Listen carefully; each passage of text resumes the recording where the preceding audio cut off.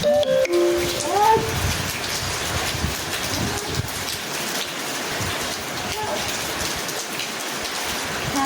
mun gode maka. Na ce Allah mun gode. Gaskiya.